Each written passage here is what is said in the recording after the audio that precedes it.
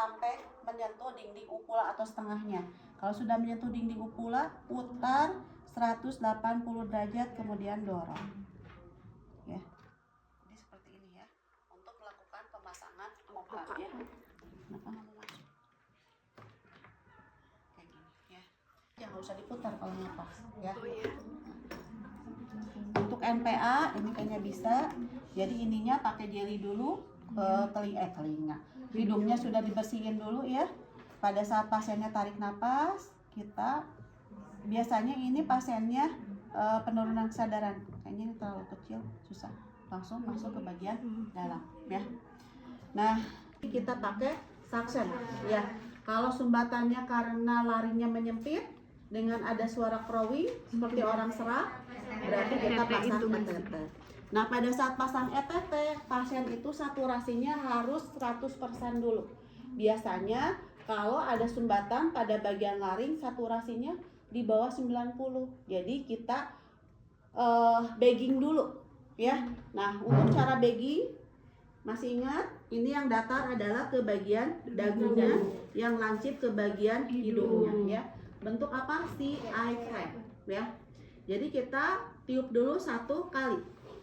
Kita hitung apa? 1.000, 2.000, 3.000, 4.000, 5.000, 2. 1.000, 2.000, 3.000, 4.000, 5.000, 3. 1.000, 2.000, 3.000, 4.000, 5.000 sampai berapa? 5. Bukan. Untuk rescue breathing itu berapa kali di BHD? 20 kali. Sama ini juga sampai hitungannya 1.000, 2.000, 3.000, 4.000, 5.000, 20. Berarti sudah 20 kali tiupan. Kalau sudah 20 kali tiupan, bisa kita cek lagi saturasinya sudah 100% atau di atas 95. Kalau sudah bagus, berarti boleh kita lakukan tindakan pemasangan ETT ya. Nah, untuk pemasangan ETT itu berbagai diameter. Kalau tadi kita mengukur opa itu diukur ya dari sini. Kalau ini kita ukurnya dari kelingkingnya. Ya, mana yang sesuai dengan kelingkingnya. Kalau ini terlalu kecil, ganti dengan ukuran sesuai dengan kelingking pasien ya. Nah, kemudian ini kan ada balon untuk fiksasi, cek dulu balonnya bisa mengembang atau tidak ya. Kalau sudah, ini sudah siap, sudah bagus alatnya, baru kita akan lakukan pemasangan. Nah, sebelum kita akan lakukan pemasangan, kita pakai sarung tangan, buka dulu jalan napasnya dengan head till chin lift, jadi seperti ini ya. Nah, kita udah siapkan tadi ini ya. Nah, satu tangan ini megang laringoskop, satu tangan megang ETT. Nah, jadi kita posisinya seperti ini. Nah, ini tuh kita nggak boleh kita neken ke sini. Nah, si ETT itu harus ditekannya sama tangan kita. Kita nggak boleh ke sini, kenapa? Gigi pasien bisa patah. Jadi nggak boleh pun bahasa Sunda nama disinekelkeun ke bagian kepala pasien. Tapi kita harus nahan kayak gini ya. Nah, kayak gini. Ini harusnya kalau ini berfungsi pada saat posisinya seperti ini nyala. Nah, baru kita masukin. Ini dimasukinnya kemana? Ke epiglotis. Tahu epiglotis? Pita suara. Jadi ada selaput tipis ya. Nah, kalau ada itu berarti kita masukin ke situ. Hati-hati. Kalau kita sembarangan asal masuk lubang yang besar itu adalah esofagus. Jadi masuknya kemana? Ke pencernaan. Makanya kalau sudah masuk, nah kita yakinkan ini sudah masuk nggak ke bagian pernapasan. Nah, kita ceknya dengan ini. Ini kita lepas dulu. Ya, kita lepas dulu. Ini sambungkan dengan sini. Ya, kemudian kita boleh pakai stetoskop. Maaf, ini jangan dulu, kita pakai stetoskop dulu.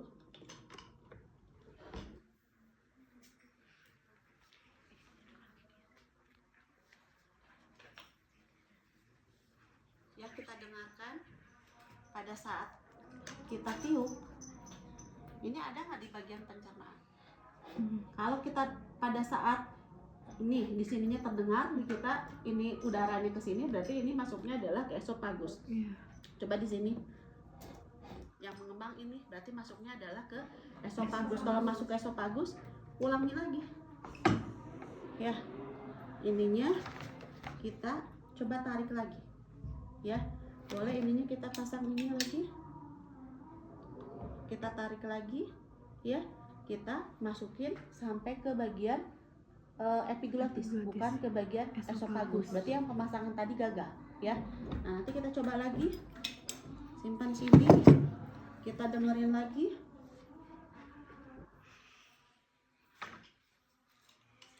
Yang benar itu pada saat kita tiup yang mengembang dua-duanya, paru-paru kiri dan paru-paru kanan.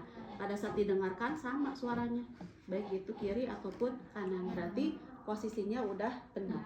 Kalau posisinya udah benar, nah berarti kita bisa fiksasi supaya ini tidak mudah dicabut. Ininya apa? Masukkan udara. Biasanya ada keterangannya di sini berapa cc nya. Boleh dengan 10 mili. Masukkan udara. Nah, kalau sudah masukkan udara kita cek. Kalau sudah terfiksasi dengan baik, berarti sudah, ya. Nah, karena ini yang dipasang ETT itu adalah pasien yang tidak sadar, ini resiko apa? Tergigit. Jadi harus gimana supaya ETT-nya yang tidak tergigit? Yang tergigit kalaupun ini adalah opa. Jadi setelah kita pasang ini, pasang opa. Pasang opanya nggak dibalik lagi karena ini kan sudah tertahan lidahnya. Pasang opanya langsung seperti itu, ya, karena sudah tertahan, ya. Jadi kalaupun pasiennya menggigit, bukan menggigit ke bagian ETT, tapi yang tergigit adalah bagian opa. Airway sudah diatasi. Nah, kalau airway sudah diatasi, untuk evaluasinya kita ngapain?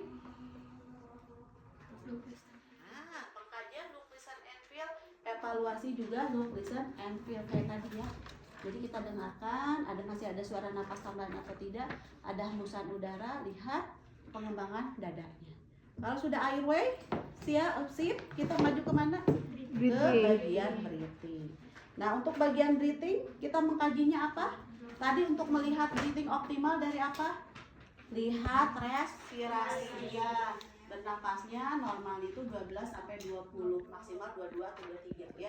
Kemudian apa lagi? Saturasinya. Kemudian lihat ada penapasan cuping hidung, ya. Kemudian ada penggunaan otot napas tambahan. Kalau ada tanda-tanda dari yang sudah kita kaji mengarah ke abnormal, kita lakukan pengkajian. Pengkajiannya kalau pernapasan dengan teknik apa? Kan kalau jalan napas dengan look, listen, and feel. Kalau breathing dengan teknik apa? IAPP, inspeksi, palpasi, auskultasi, ya. IAPP, inspeksi, palpasi, auskultasi, dan perkusi, ya. Jadi kita siap-siap. Pertama kita lihat dulu, inspeksi dulu, buka, ya, ada jejas atau tidak. Kemudian apa lagi? Inspeksi, palpasi. Palpasi yang dipalpasi itu apa? Ya, tulangnya. Nah, raba tulang, semua tulang iga dengan tangan kita. Takut ada apa? Revitasi, ya. Nah, untuk yang palpasi. Kemudian untuk perkusi di mana? Di tulang atau di sela iga? Nah, kalau palpasi perkusi di sela iga. Suaranya apa sih normalnya pada saat perkusi? Ada sonor, ada hipersonor, ada dullness. Sonor. Kalau hipersonor artinya apa? Udara. Kalau dullness, cair, ya.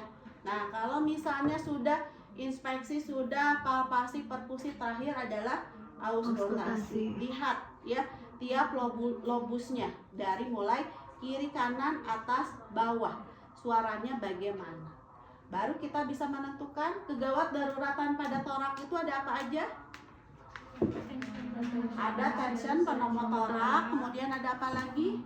Open pneumotorak, sama apa lagi? Itu mah tindakannya needle thoracocentesis mah. Kegawat daruratan pada torak. Open, kemudian tension, ada valve chest, ada yang penumpukan darah tuh apa? Hematotorak. Kalau open tandanya apa pada saat kita kaji? Kalau kasarnya masih seperti ini, berarti lapisi dengan plastik. Kenapa harus kasarnya 3 sisi, tidak semuanya? Kok tidak semuanya kita tutup? Karena membentuk sistem pentil. Open pneumotorak kan berarti ada udara yang terjebak di paru-paru, ya. Dengan kasa 3 sisi ini, pada saat dia narik napas, udara dari luar itu tidak masuk. Pada saat dia menghembuskan napas, udara dari dalam akan ada yang keluar. Ya, itu tujuannya kenapa kasa 3 sisi. Itu untuk kasus yang apa? Open pneumotoraks. Kemudian kasus kegawat daruratan selain open pneumotoraks apa lagi? Tension pneumotoraks. Tandanya apa kalau tension pneumotoraks? Di mana kita tusuknya? Misalnya yang mengalami gangguan di sini, yang nosonnya adanya di paru-paru kiri. Berarti kita carinya gimana? Cari ICS kedua. ICS kedua tahu kan? ICS 1, 2 ya. Kemudian mid clavicula tengah-tengah tulang bahu, tarik garis tengah. ICS kedua sama mid clavicula, ceritanya di sini. Ya, kita ambil avocat, kita siapin dulu ada sarung tangan, bagian ujungnya kita gunting. Ujungnya kita lubangin sedikit karena sama kita akan membentuk sistem pentil ya. Kalau sudah jangan lupa di situ nggak ada ya apa namanya teh, plester. Oh ini nggak ada apa avocat plastiknya ya, harusnya mah di sini ada avocat plastiknya, ini udah rusak ya. Jadi kita tusukkan dengan apa? Sudut 90 derajat. Jadi kayak kita pasang infus. Nah, kalau sudah tusuk, jarumnya kita tarik ke bagian atas ya. Jadi seperti ini. Jadi tertinggal hanya bagian plastiknya saja. Nanti ujungnya kita sambungkan dengan sarung tangan. Ya, kemudian ininya pakai plester. Jadi terpasang ini ya. Sama dengan seperti ini membentuk sistem pentil. Jadi pada saat bernapas, udara dari luar tidak bisa masuk ke sini, tapi pada saat pasien mengeluarkan udara dari dalam bisa dikeluarkan ke lubang sini. Ini untuk apa? Tension pneumotoraks. Kemudian valve chest, pernah lihat kan di video yang kayak dadanya tuh yang satu dekok, yang satu naik. Nah itu adalah valve chest. Kalau valve chest diapain? Valve chest diapain? Ikan kestabilan airway, breathing, sirkulasi. Kalau ada masalah airway, atasi airway pada saat kita kaji. Masalahnya breathing, atasi breathing. Masalah sirkulasi, atasi sirkulasi.